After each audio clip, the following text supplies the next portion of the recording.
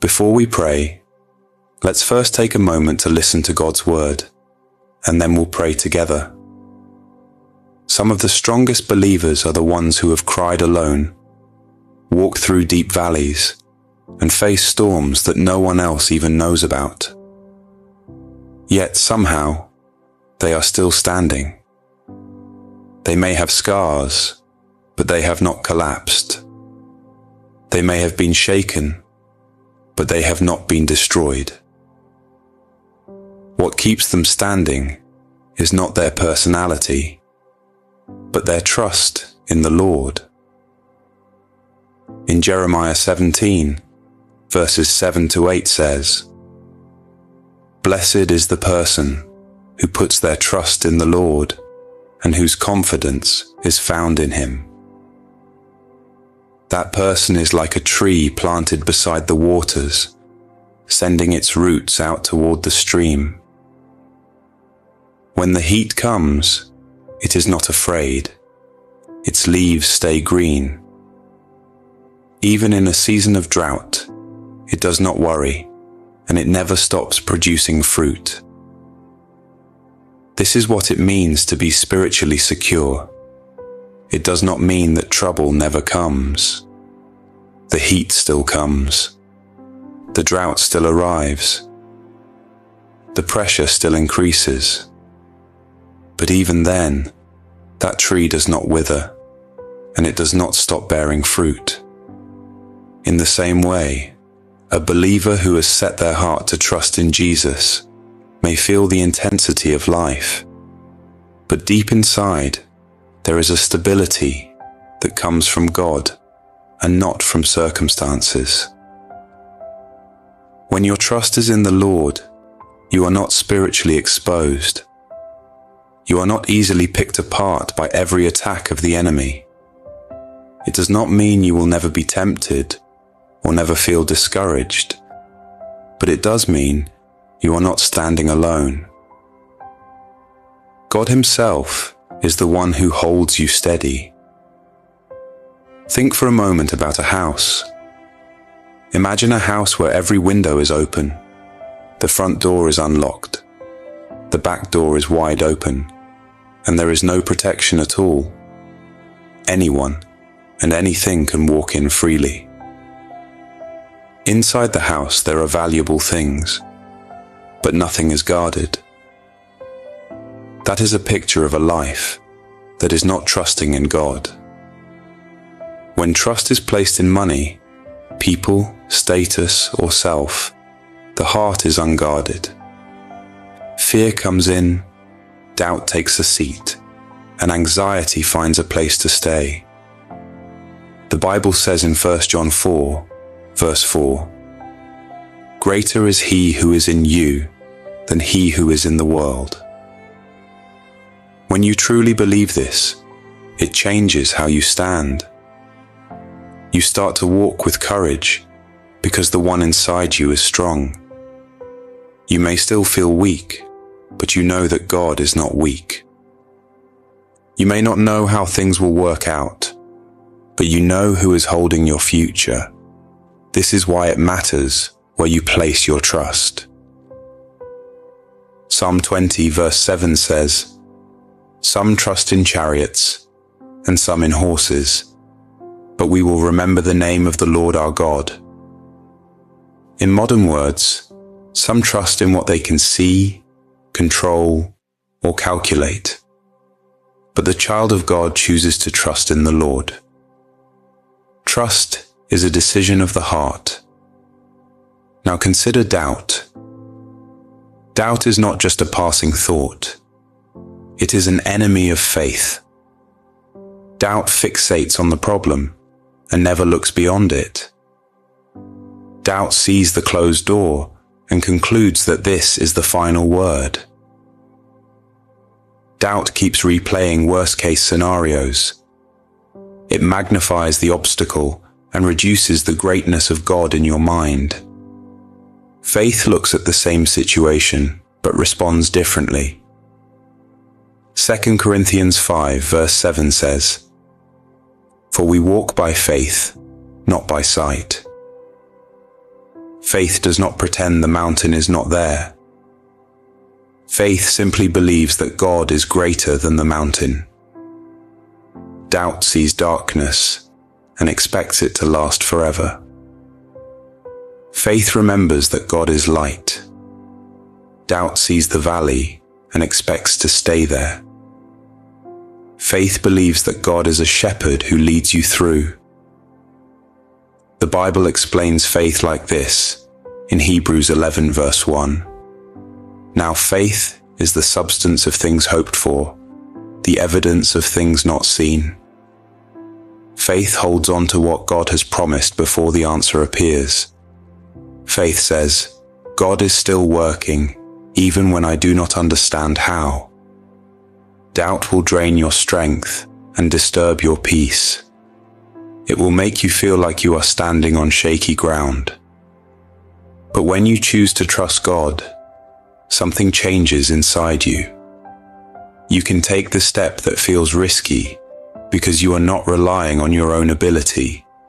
You are relying on His faithfulness. You may still feel afraid, but you move forward in obedience because your confidence is in Him. Faith and fear cannot both rule your heart at the same time. One will always push out the other. When faith rises, fear loses its control. When fear is allowed to dominate, faith dies down. So set your heart to trust in the Lord. Let your roots grow deep in His word and His presence. You may still face heat and drought, pressure and storm, but in Christ you are not easily broken. You are planted, you are held, and you are sustained by a faithful God who will not let you go. Now let's take a moment to pray together.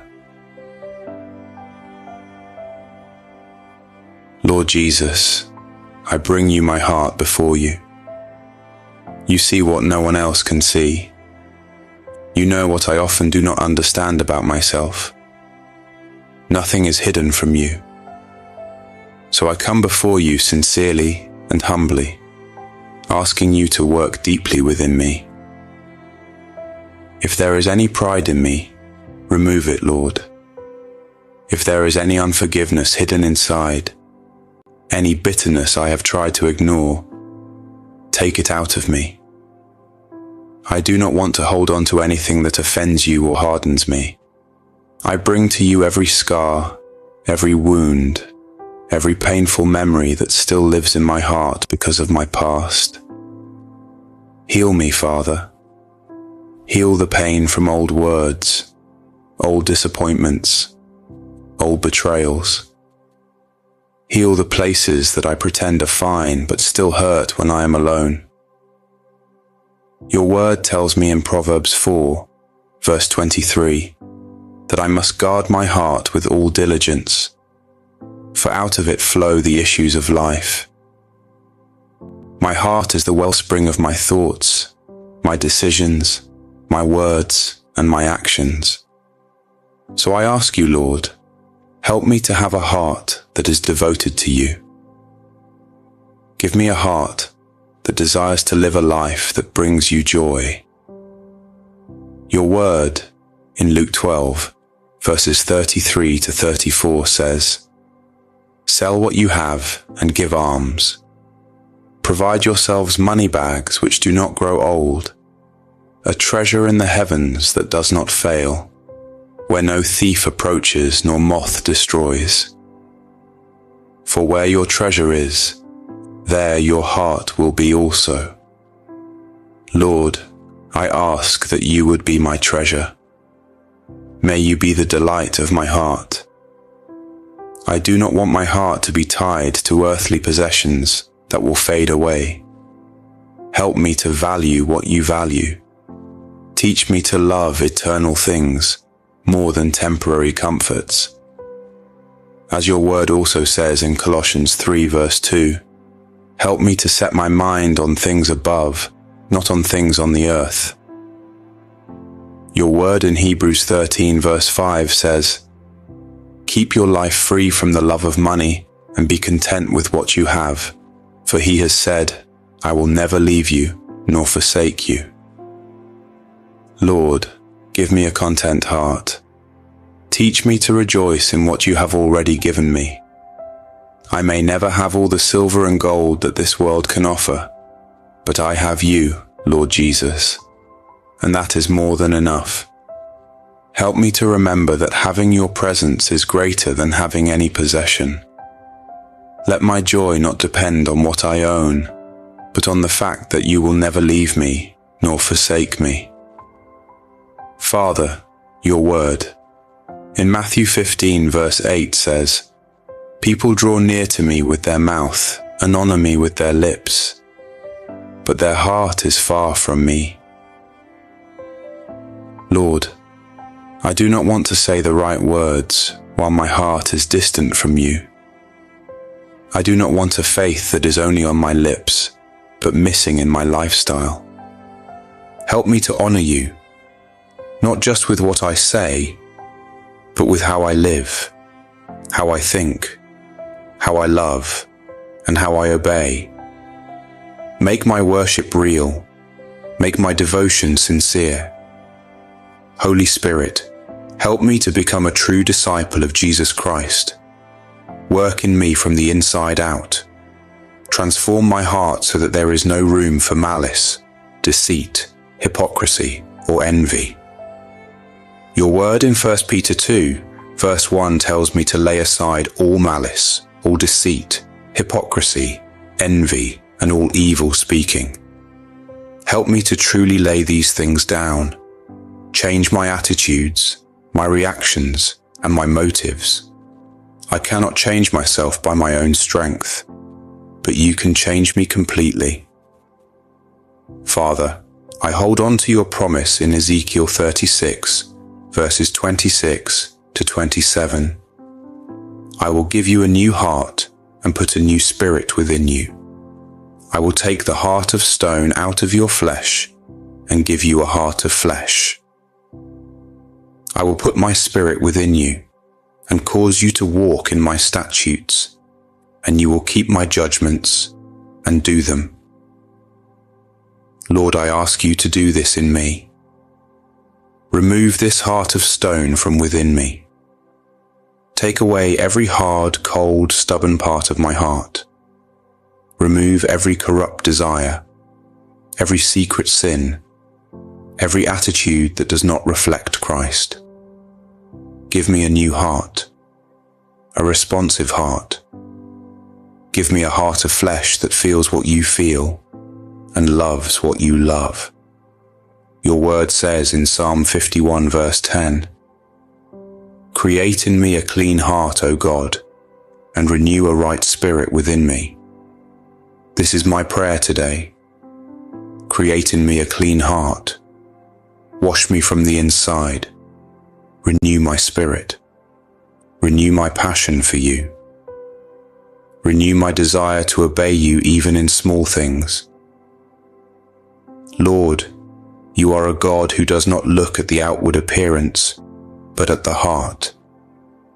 Your word in 1 Samuel 16 verse 7 reminds me that while man looks at the outward appearance, you look at the heart. I pray that when you look at my heart, you will find sincerity and true commitment to you. I ask that you would see a heart that trusts you, leans on you, and rests in you. Remove every form of pretending. Let there be honesty in my relationship with you. I ask you, Lord Jesus, to heal me where I am broken. Heal my heart from disappointment, from fear, from insecurity. Heal me from the lies I have believed about myself and about you. Set me free from every chain that has held my heart captive. Let your truth replace every lie. Let your love cast out every fear. Be praised, my King. You are so good and so faithful. Thank you that you are working in my heart, even when I do not see all the changes yet. I trust that as I stay in your presence and in your word, you will continue the good work you have started in me. Thank you for hearing my prayer. In the mighty name of Jesus Christ, I pray, Amen.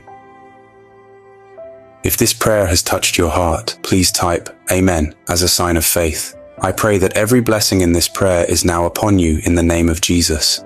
And if you need a special prayer, feel free to let us know in the comments. We would be honored to pray for you. May the grace and peace of our Lord Jesus Christ be with you always.